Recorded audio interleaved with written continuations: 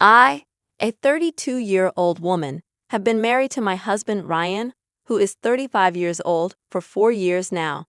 My background is quite different from Ryan's.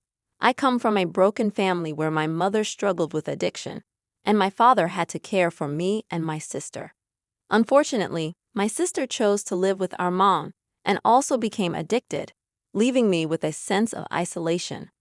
In contrast, Ryan's family is a tight-knit and extensive clan. He has a brother, 3 sisters, numerous uncles and aunts, all of whom are incredibly close. They celebrate Christmas together every year, which is a heartwarming experience. I'm truly grateful not only for Ryan, but also for his family. Ryan and his brother Cole don't always see eye to eye, with some remnants of sibling rivalry, though they generally get along. Their fundamental difference lies in their worldviews. Ryan, coming from a big family, has always wanted to have a family of his own, a sentiment I share. I've never experienced the joys of a large, supportive family and the constant activity in the household. On the other hand, Cole vehemently opposes having children.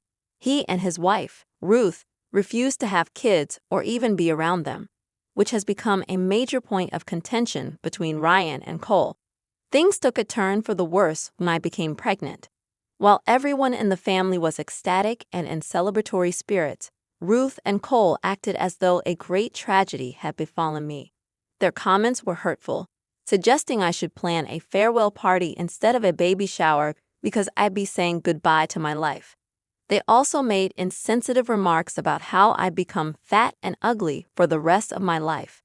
Ryan attempted to intervene, but they remained stubborn, so we decided to limit contact with them.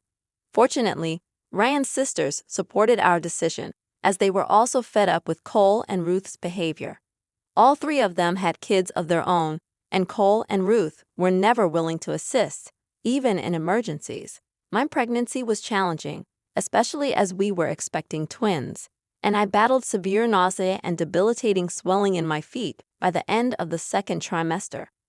I used to struggle after walking just 20 meters, gasping for breath. Throughout this challenging period, Ryan had been my rock, offering unwavering support. His sister, Allison, also came to our aid. Among Ryan's 3 sisters, 2 resided in other states. However, Allison, the eldest, lived in the same city as us, and her assistance was a true blessing. Allison herself had a 3-year-old daughter named Sarah, who was an absolute sweetheart. Sarah adored spending time with both Ryan and me and never missed an opportunity to help with babysitting. When my twins were born, our entire family came to celebrate the joyous occasion.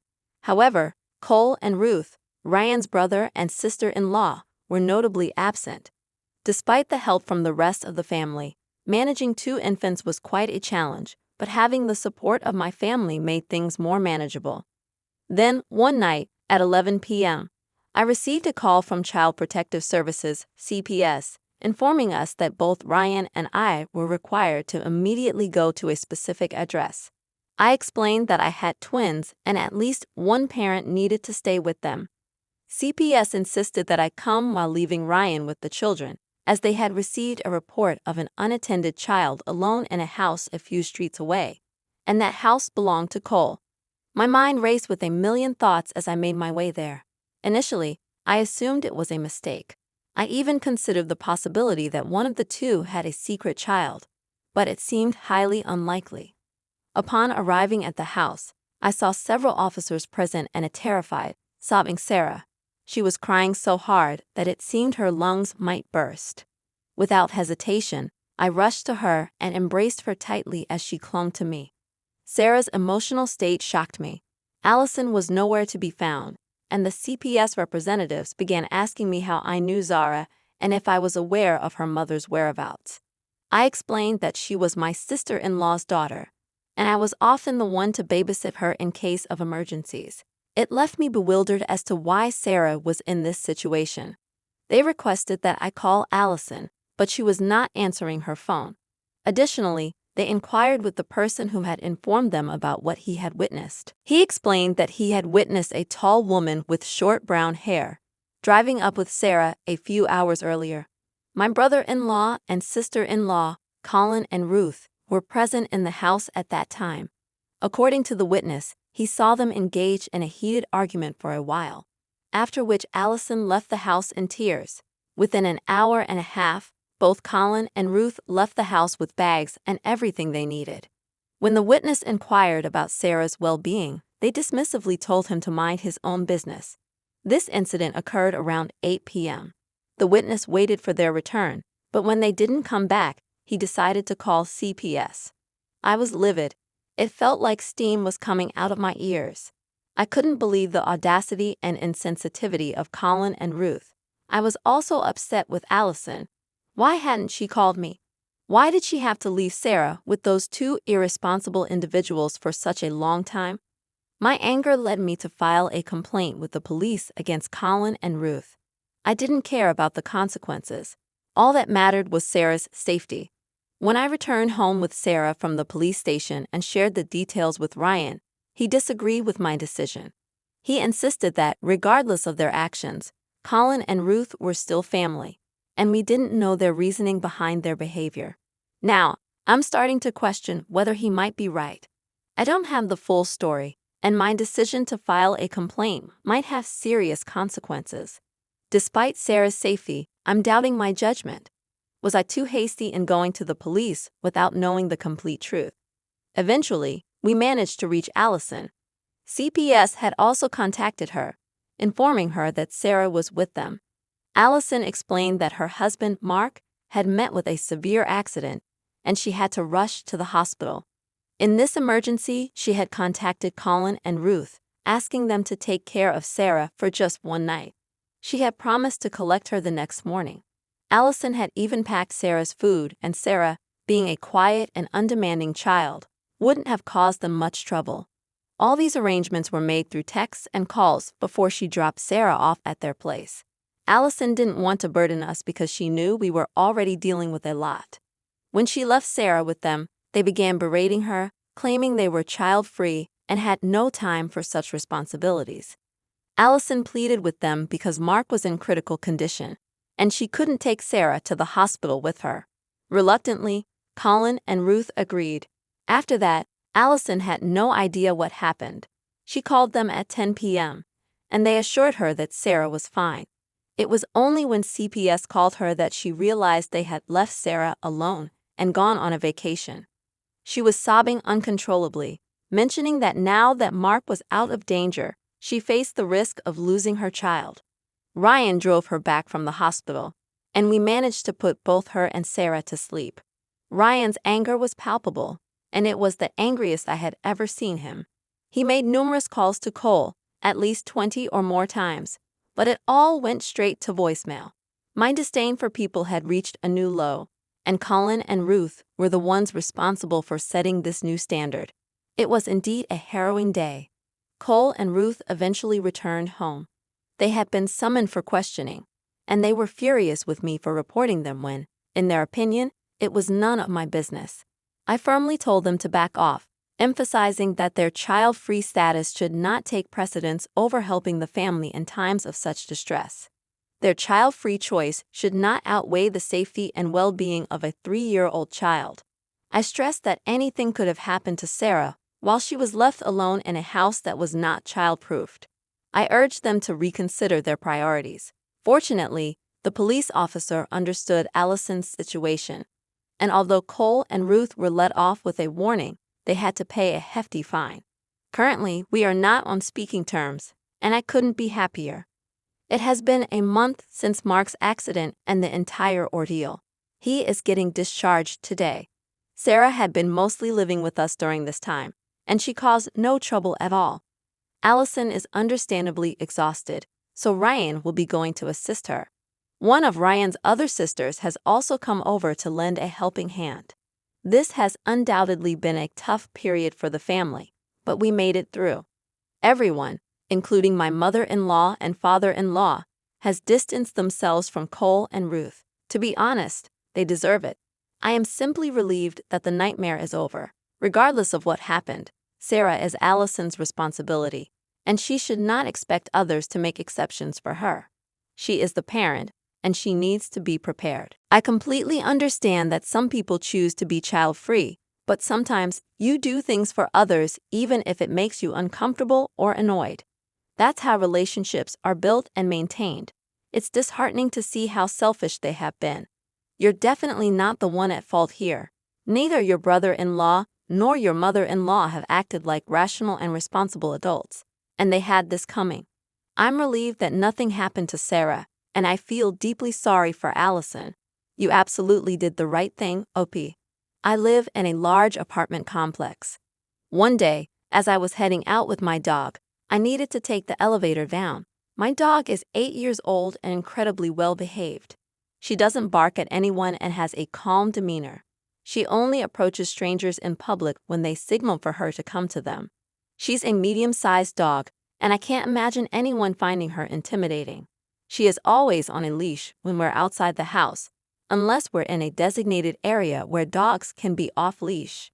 While waiting for the elevator, it arrived, and there were 2 people inside, a female aged 15 to 20 and another female aged 20 to 25. When the elevator doors opened, my dog attempted to enter, but the younger woman inside started shrieking, loudly expressing her fear of dogs. I calmly informed her that the elevator was for everyone, including dogs, and we both stepped inside. As a courtesy, I kept my dog on a very short leash, positioning her behind my legs at the opposite end of the elevator. However, the passenger continued yelling, insisting that we leave. I responded by saying she could take the next elevator if she didn't want to ride with a dog. Despite her protests, she chose to stay, and we had an uneventful 20-second journey to the ground floor. At no point did she mention being allergic to dogs, which might have warranted me taking a different elevator. Upon exiting, she made several comments, some quite rude, but I ignored her and proceeded to my car. I wonder if I was under any obligation to accommodate her by taking another elevator. I understand the analogy of the sword, meaning if it were another situation, I would have waited. However, in this case, it wasn't about my appearance. It was about my dog, whom I consider part of my family. I find it difficult to accept discrimination against my dog, just as I would against any family member. Am I in the wrong here? Should I have chosen to wait for the next elevator? I appreciate the feedback, even the critical ones. I posted this to learn, grow, and be better. I acknowledge my oversight, and I understand now that it wouldn't have cost me anything to wait for the next elevator. I will make that choice in similar situations in the future. Additional context: my dog was behind my legs, pressed against the elevator wall. The other passenger could have easily exited if they had wished. I want to clarify that I did not corner her, as some have suggested. I was positioned between the other passenger and my dog was on a very short leash. On a related note, we are planning to visit my husband's mother's house for Thanksgiving. I brought up a month ago that we should time our visit differently because my 1-year-old son, whose birthday falls in February, needs a nap and already has issues with being at their house. My son doesn't particularly enjoy visiting their house for some reason, and he's quite resistant to being put down. However, we had a breakthrough in making plans for our Thanksgiving visit. He had a full nap right before we left for their house, which made him more receptive to being there. My mother-in-law and I decided that it would be best for everyone if we met up at their house around 5 in the evening. This way, my son could have a proper nap, eat when he got there, and feel more comfortable. My brother-in-law called her yesterday, and it seems she didn't relay the information to him about our plans for a later dinner. He mentioned that he was going to his girlfriend's mom's place at 6 and wanted to do dinner at noon. This caused my mother-in-law to call my husband, and she was visibly upset, even hyperventilating, apparently because my brother-in-law wanted to change the time and was asking my husband for approval. This is where our argument began. I'm a stay-at-home mom, and my husband works full-time. I firmly believe that children up to 7 years old should have their naps because it's crucial for their development. I expressed my frustration to my husband, explaining that if I had known the time was going to change, I would have adjusted our son's sleep schedule. I didn't want to go there and have an upset child who missed his nap and wouldn't eat until 4. My husband's response was that our son would have to do things he doesn't want to in life. so it shouldn't matter if he doesn't get a proper nap. I became upset because I felt like he wasn't prioritizing our child's needs over dinner plans. I understand that I could be the one in the wrong here, but I don't see how it's fair to our son to skip his nap altogether. I just didn't understand why my husband wasn't putting our child's well-being first over dinner plans. I recognize that my child doesn't revolve around our schedule. Instead, we should adapt our schedule to meet his needs. I got upset because I couldn't comprehend why my husband wasn't putting our child's well-being first over dinner plans. I understand that I might be in the wrong here, but I don't see how it's fair to our son to skip his nap altogether. I'm torn, Reddit, so please let me know if I'm being unreasonable here. I'll gladly answer any questions to provide more clarity. Update. I've decided to give up the fight and just go when they say. Everyone else's happiness seems to matter more in this situation, and I've reached a point where I no longer care. When my husband came home, he immediately called his mom and vented his frustration about the sudden change in dinner time, emphasizing how absurd it was to cater to his older brother. He passionately expressed his annoyance for nearly 2 hours, highlighting his brother-in-law's disrespectful behavior, which we've grown to despise. Oh my goodness, everyone in this post is absolutely wild. I want to express my gratitude to all of you who truly understand the challenges of children's sleep schedules and the chaos that ensues when it's disrupted. We've decided to comply with the new time, although my husband informed his mother that we might not be able to eat much, as our son is likely to be upset, given the change in his routine. Luckily, he napped an extra hour today, so hopefully that might make things a bit easier, but who knows for sure. Additionally, I am thankful that my husband stood up for us. Initially, he brushed off the significance of our son missing his nap, saying, "Who cares?" just to pacify his mother. However, after reflecting on the situation during the rest of his shift, he came to his senses. Being the youngest in the family, he often feels overshadowed by his mother's preference for his older brothers. There's an ongoing struggle between the siblings, and my husband frequently feels disregarded. Regarding our son sleeping at their house, it's simply not an option. Unlike some children who can fall asleep anywhere, our son doesn't easily settle down. Unfortunately, my husband's family consists only of his mom, his 2 brothers, and his stepdad, with no cousins or extended family. It's a small family, which usually makes planning events ahead of time easier. We confirmed the dinner time with his mom on Sunday, and she admitted that the confusion was entirely her fault for not informing his brother about the set time. However, she has chosen to ignore my husband's inquiry about why she's prioritizing his brother's wishes over the previously agreed-upon schedule. The older boys tend to use the tactic of threatening not to show up as leverage, and she believes my husband will follow suit and not attend at all.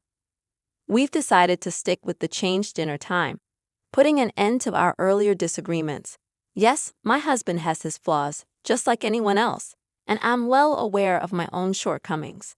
We make a conscious effort to acknowledge our issues and work on them as a united front, always striving to do what's best for each other. Holidays tend to be a bit challenging for both of us, creating stress and tension at an all-time high. He's been in this situation before and understands it, but the way we met is quite unconventional and wild. However, we genuinely love each other deeply. My husband works 6 days a week, putting in long hours of 9 to 10 hours a day to provide for our family and pay for the house we own.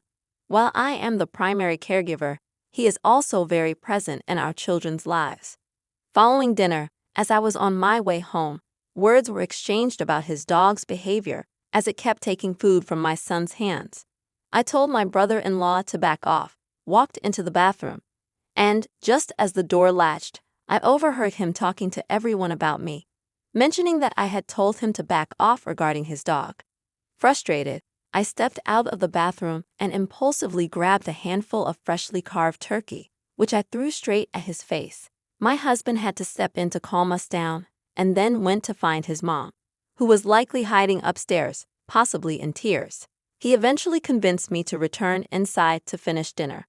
with the condition that we drive 2 hours away on Monday to get Hawaiian food. I firmly believe that a child who hasn't had a nap can make dinner a challenging experience for everyone. Your mother-in-law knew and understood this, which is why she agreed to change the dinner time.